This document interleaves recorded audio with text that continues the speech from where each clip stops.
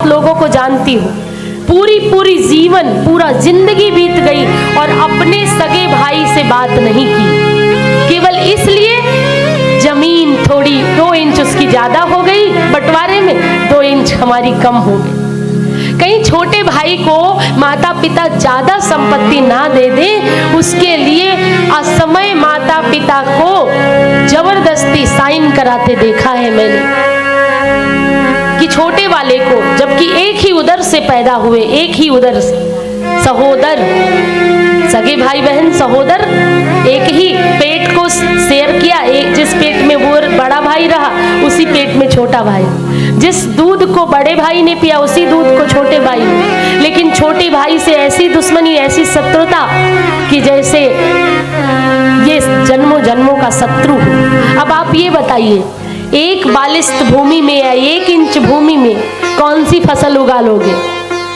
कौन सी क्या हो जाएगा, लेकिन फिर भी भाई भाई को मारने को तैयार है।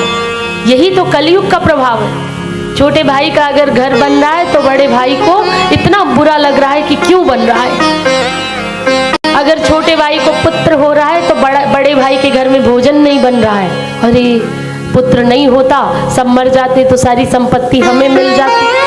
छोटे भाई को पुत्र हो गया, वंश हो गया, अब तो ये भी कब्जा करेगा, ये भी अपना हिस्से की जमीन लेगा। बताइए, सगे भाई ये दोनों, और दोनों में क्या चल रहा है कि अगर इनके घर में कोई नहीं होता तो हमें मिल जाता। इसका मतलब खुद को परमानेंट समझता है। छोटा भाई मर जाएगा, छोटे भाई के परिवार मर जाएंगे, लेकिन तू जिंदा रहेगा, खुद को परमानेंट समझ रहा है। तो इसलिए राम कथा की आज आवश्यकता है कि सगे भाई लड़कर मर रहे हैं। एक भाई की पत्नी दूसरे भाई की पत्नी को देखना नहीं चाहती। देवरानी जेठानी में अब वो प्यार नहीं रहा कि जीजी तुमने कुछ खाया कि नहीं।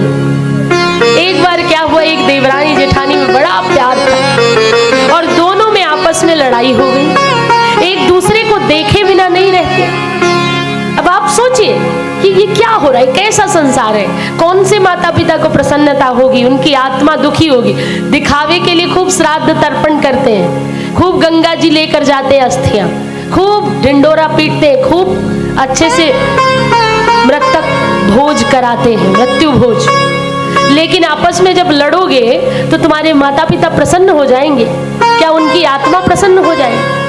कहते हैं जब संतान ना हो घर में तो समझ लेना पितृ दोष लगा है। जरूर कोई पूर्वज भूखा प्यासा उसकी आत्मा जलती हुई होगी। इसलिए बहुत सारे परिवारों में जब कोई संतान नहीं होती तो पितृ दोष की पूजा, पितृ दोष निवारण करवाना पड़ता है, पितृ दोष की पूजा करनी पड़ती। पितृ का अर्थ होता है पूर्वज, पूर्वज यानी दादाजी दादी बाबा, उन लोगों वो चले गए पर पूर्वजों के आशीर्वाद से ही नई संतानें घर में होती हैं। इसलिए पूर्वजों के लिए एक दिया जलाते हैं रसोड़े में, रसोई में कोने में एक दीपक माताएं पूर्वजों के नाम का, पितरों के नाम का जलाते ना, पितरों के नाम का दिया, पितरों को तर्पण करना, पितरों को बुलाना। तो इसलिए मेरे कहने का अर्थ ये है कि राम की कथा सुन रहे हैं तो कम से कम राम जैसा बने।